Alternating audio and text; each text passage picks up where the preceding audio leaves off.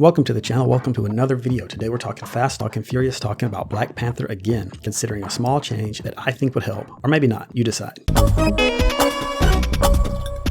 Talking Black Panther today about a little detail I didn't like in an otherwise impressive movie. It's this line. Don't scare me like that, colonizer. Not just the line itself, because I think it's important to address its history. And in this type of movie, a Marvel comic book movie, this type of line is good enough. But the details of the line could have been much different, and I think much better. For some context, this line is delivered to Ross after he wakes up in Wakanda having been saved by Nakia and T'Challa and healed by Shuri. And here starts my issue with the line. Shuri delivers the line to Ross. Yes, Shuri, King T'Challa's sister, the former King T'Chaka's daughter, the supremely privileged member of the royal family of Wakanda, a country that was, after all, never colonized, but which did sit by and allow the colonization, exploitation, and slave trade to happen, while enjoying great power and wealth for itself. And Shuri is of course a direct descendant of the Wakandan kings responsible for the policy to do so, and thus the thesis of this video. The line should be included in the movie, but Shuri is not the one to deliver it. And even at this point in my script, it should be pretty obvious to anyone listening who should have delivered the line instead. Further, the movie undercuts the line 30 minutes later, when Nakia tells T'Challa that he is not responsible for the sins of his father, his direct father now, what his own father actually did, as king, during T'Challa's own lifetime, not responsible. But this guy, colonizer, straight up. Do we or Shuri know that Ross had some connection to the history of colonization and exploitation, other than just the privilege and wealth of his kind in his own society? Which is nothing insignificant, but it's not enough to overcome the overall message of this movie, which is exactly what Nakia says to T'Challa, that one is not responsible for the sins of the father. You can't let your father's mistakes define who you are.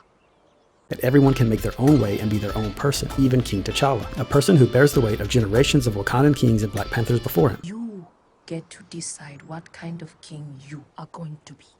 This kills the line as delivered. Do I think this movie should have been turned into a deep dive on colonization? No, that wouldn't be fun. That wouldn't be a Marvel movie at all. Do I think the line should be excluded from the movie? Also no. I think this movie, and other movies for that matter, should bring this up. It's all part of the discussion. Even in a superhero movie like this, even as a one-liner like this, but there was a better way. Two better ways, in fact. As teased earlier, Killmonger is the obvious choice to deliver a version of the line directly to Ross. But I also have a better and less obvious choice. Stick around for that, it's good stuff. But first, Killmonger's opportunity. This one is obvious and simpler and easier to add. The only heavy lift is to concoct a scene where Killmonger is directly in contact with Ross, which doesn't exist in the movie as is. That should be pretty easy. Cook up a situation where Ross acts like he's going to stop Killmonger. I think this will work, because it is established earlier that Ross is familiar with Killmonger. Ross is dismissively brushed out of the way by Killmonger as he delivers the line, "Out of my way, colonizer." Simple as that. What does this do for us? Most importantly, it's directly in line with Killmonger's worldview, his drive, and everything Killmonger wants to do. As such, it won't stick out like a sore thumb as it does when delivered by Shuri. Killmonger, unlike Shuri, is not privileged, and he, unlike Shuri, is the result of said colonizer's colonization. Their leaders have been assassinated.